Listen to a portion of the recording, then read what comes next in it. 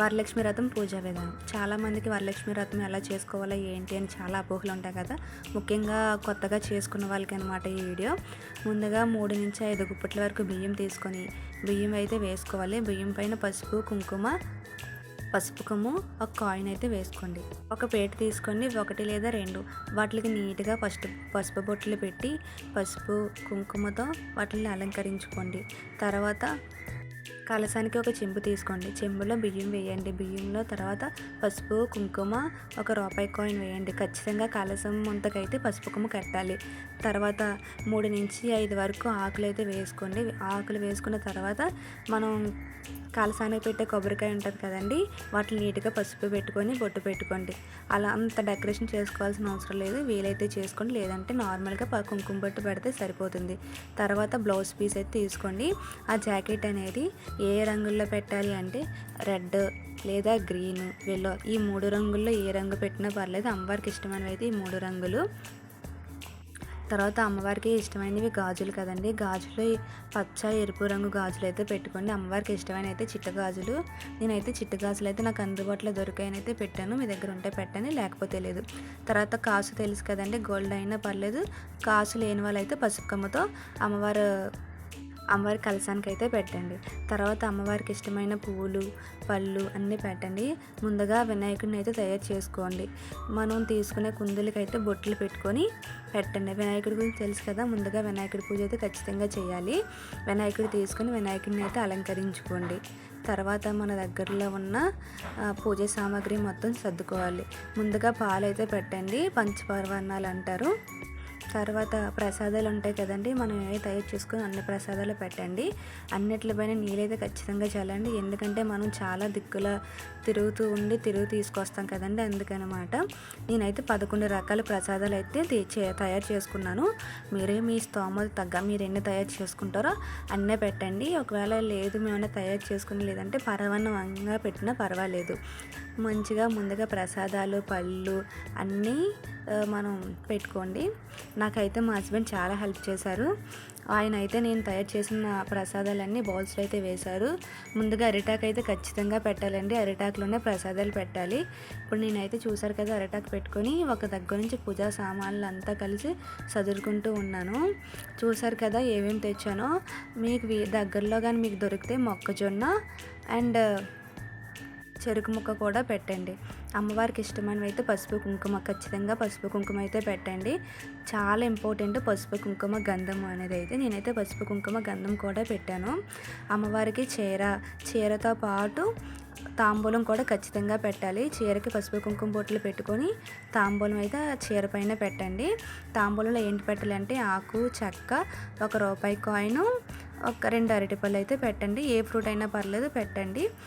ప్రసాదాలన్నీ మంచిగా పేర్చుకోండి. ఫస్ట్ నుంచి ఒక దగ్గర నుంచి నీట్గా పేర్చిన తర్వాత అమ్మవారికి అయితే పూలతో డెకరేషన్ చేసుకోవాలి. నేనైతే అమ్మవారిని అయితే కొంతమంది అనుకుంటారు కదా, అమ్మవారిని ఈరోజే తయారు చేయాలి, నిన్నే తయారు చేయాలి అంటే, అమ్మవారి మీరు నచ్చితే తయారు చేసుకోండి, లేదు అనుకుంటే శారీ డ్రైపింగ్ అసలు చేయాల్సిన అవసరమే లేదు. నాకు అలా డెకరేట్ చేసుకోవడం ఇష్టం, అందుకే నేనైతే డెకరేట్ చేసుకున్నాను. నేనైతే ముందు రోజు నైటే తలకు స్నానం చేసి అమ్మవారిని అయితే డెకరేట్ చేసుకున్నాను. చాలామంది దీపాలు అయితే భార్య వెలిగిస్తారు కదండి, ఆడవాళ్ళ కన్నా ఇంటి దీపం వెలిగించడం భర్త వెలిగిస్తేనే చాలా మంచిది. వీలైతే మాత్రం మీ హస్బెండ్తో దీపాలు అయితే వెలిగించండి. తర్వాత ముందుగా గణపతికి అయితే పూజ చేసుకోండి. గణపతికి పూజ చేసుకునేటప్పుడు ఆకు చెక్క తాంబూలం అయితే ముందు గణపతికి ఇవ్వండి. మేమైతే లక్ష్మి రథం బుక్ అయితే నేను చదవలేదు, ఎందుకంటే అక్కడ మొబైల్ అయితే పెట్టామన్నమాట. ఇప్పుడు యూట్యూబ్లోని పంతులు గారు చాలామంది ఉంటున్నారు కదా, వాళ్ళు అయితే పూజా విధానం చెప్తూ ఉంటున్నారు. నేను మా హస్బెండ్ అయితే చేస్తూ ఉంటున్నాము.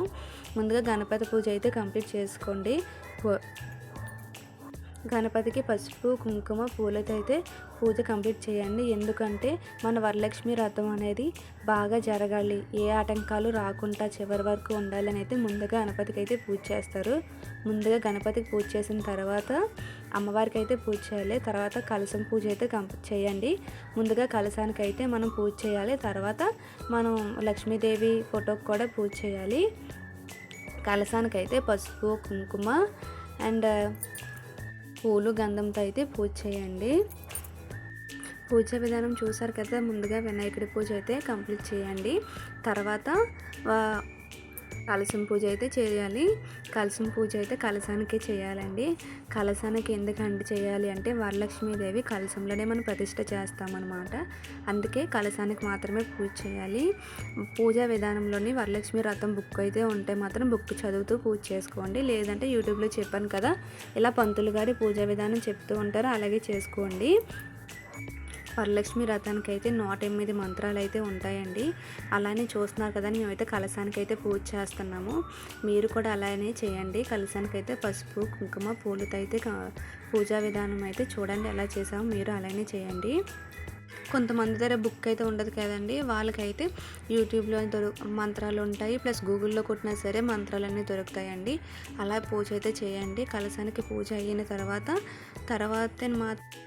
పూజ అయిన తర్వాతనే మనం అయితే పూజ అయితే విధానం అయితే కంప్లీట్ అయినట్టు అనమాట. ఒక దగ్గర నుంచి అయితే చూసుకుంటూ ఉండాను కదండి. చూసారు కదా, మాకైతే 108 మంత్రాలు అయితే పంతులు గారు చెప్తూ ఉన్నారు. మేమైతే పూజా విధానం చేస్తూ ఉన్నాము. మీరు కూడా ఈ విధంగా ట్రై చేయండి. లేదు అంటే వరలక్ష్మి వ్రతం బుక్ అయితే చదవండి. ఒకళ్ళు చదువుతూ ఒకళ్ళు పూజ చేయండి, అలా అయినా పర్వాలేదు. చాలామంది ఏంటంటే భార్య చదువుతూ ఉంటుంది, భర్త పూజ చేస్తూ ఉంటారు కదా, చాలా మంచి విధానం అండి. ముందుగా భర్త చదివితే మంచిది, లేదు అనుకుంటే భార్య చదవండి, ఇద్దరు కలిసి అయితే చేయండి. నేనైతే కలశం పూజ అయితే కలశం అందలేదని అయితే ఒక ఆకు తీసుకొని ఆకులో అయితే పూజా విధానం పూర్తి చేశాక ఆకులో ఉన్న పసుపు కుంకుమ పూలైతే కలశానికి అయితే మళ్ళీ వేసాను. తర్వాత మనం కంకణాలు ఉంటాయి కదండి, కంకణాలకి అయితే పూజ చేయాలి. కంకణాలు పూజ చేసిన తర్వాతనే మనం కట్టుకోవాలి. చాలామంది తెలియక ముందుగానే కంకణాలు కట్టేసుకుంటారు కదండి, అసలు అలా కట్టుకోకూడదు. పూజా విధానం కంప్లీట్ అయిన తర్వాత కంకణాలు కట్టాలి. కంకణాలు కూడా కొన్ని మంత్రాలు అన్నీ ఉంటాయి, అవైతే పంతులుగా చదువుతూ ఉండేవారు. మేమైతే పూజ చేసాము. అయిన తర్వాతనే మా పంతులు గారు అయితే చెప్తూ ఉంటారనమాట, ఎలా చేయాలి ఏంటి, ధూపం ఇవ్వండి, ప్రతి ఒక్కటి చెప్తారు. కంకణాల పూజ అయిన తర్వాత మనమైతే మళ్ళీ అగరబత్తులు ధూపం అయితే ఇవ్వాలి.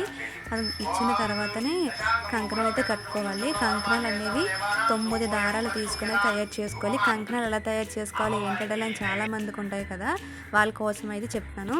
కంకణం అనేది 9 దారాలు తీసుకుని దానికైతే పసుపు రాసి తాంబూలం ఉంటుంది కదండి, తాంబూలం ఆకులో కొన్ని పూలు పెట్టి అది ఒక చామంతి పువ్వు కలిసి అయితే కంకణం తయారు చేసుకోవాలి. ముందుగా భార్య భర్తకి కట్టాలన్నమాట. భార్య భర్త చేతికి కట్టిన తర్వాత భర్త ఏమో భార్య చేతికి కట్టాలి. తర్వాత మన ఇంట్లో ఉన్న కుటుంబ సభ్యులందరికీ కట్టాలి. ఒకవేళ ఇంట్లో లేరు అనుకుంటే మాత్రం అయినా సరే కంకణాలు అయితే తయారు చేసుకోవాలి. తయారు చేసి అమ్మవారి విగ్రహం దగ్గర అయితే పెట్టేయండి. చాలామంది ఏం చేస్తారంటే ఇంట్లో లేరు కదా, వాళ్ళకి ఎందుకు కంకణం తయారు చేయైతే చేయరు, కానీ ఖచ్చితంగా తయారు చేయాలి. తయారు చేసి అమ్మవారి దగ్గర పెట్టండి, వాళ్ళు కట్టుకున్నట్లే ఉంటుంది. పూజా కార్యక్రమం కంప్లీట్ అయిన తర్వాత 3 ప్రదక్షిణలు అయితే ఖచ్చితంగా చేయాలండి. ఎందుకంటే లక్ష్మీ కటాక్షాలు మనకి కలగాలంటే ప్రదక్షిణాలు చేయాలంట. ముందుగా చేసిన ఒక ఆవిడ ఉంటుంది కదండి, ఆవిడైతే ఇలానే పూజ కంప్లీట్ అయ్యాక ప్రదక్షిణాలు చేసిన తర్వాత ఆవిడకి లక్ష్మీ సౌభాగ్యాలు అయితే అందాయని పూర్ణ శాస్త్రాలు అయితే చెప్తున్నాయండి, పూర్వశాస్త్రాలన్నీ చెప్పాయి. తర్వాత మనం అయితే హారతి ఇచ్చి పూజా విధానం అయితే కంప్లీట్ చేసుకోవాలి. ముందుగా మీకు మనం పూజ చేసిన పసుపు కుంకాలు అయితే మాత్రం ఖచ్చితంగా మనం మంగళసూత్రాలకి అయితే పెట్టుకోవాలి. తర్వాత భర్తకైతే కొన్ని అక్షింతలు వేయాలి. తర్వాత పూజా విధానం కంప్లీట్ అయిన తర్వాత భర్త ఆశీర్వాదం మళ్ళీ ఇంకొకసారి అయితే భార్య తీసుకోవాలి. చూసారు కదా, నా పూజా విధానం అయితే కంప్లీట్ అయిపోయింది. పూజ కంప్లీట్ అయిపోయిన తర్వాత వెంటనే అయితే మనం కలశం అయితే కదపాలి. లేదు ఇప్పుడు కలపడం ఇష్టం లేదంటే సాయంత్రం 6లోపు ఎప్పుడైనా పర్లేదు కదపాలి. కాసు ఎప్పుడు వేసుకోవాలి, కలశం ఎప్పుడు కదపాలి అన్నీ అయితే నేను షార్ట్స్ రూపంలో వీడియోస్ అయితే తీసాను. మీకు నచ్చినట్లయితే నా ఛానల్లోకి వెళ్ళి చూడండి. నేనైతే 11 రకాల ప్రసాదాలు అన్నాను కదా, చూడండి, బూర్లు, గారెలు, పళ్ళు, పులిహోర, పరమాన్నం, దద్దోజనం, మూరీలు, అటుకులు, కొమ్ము శలగలు అండ్ ప్రసాదం అయితే నేను చేశానండి. మీకు ఎలా అనిపించిందో నా పూజా విధానం? నచ్చినట్లయితే నా ఛానల్ అయితే సబ్స్క్రైబ్ చేసుకొని లైక్ చేసి కామెంట్ చేయండి. మీరు ఎలా చేసుకున్నారో కామెంట్ చేయండి.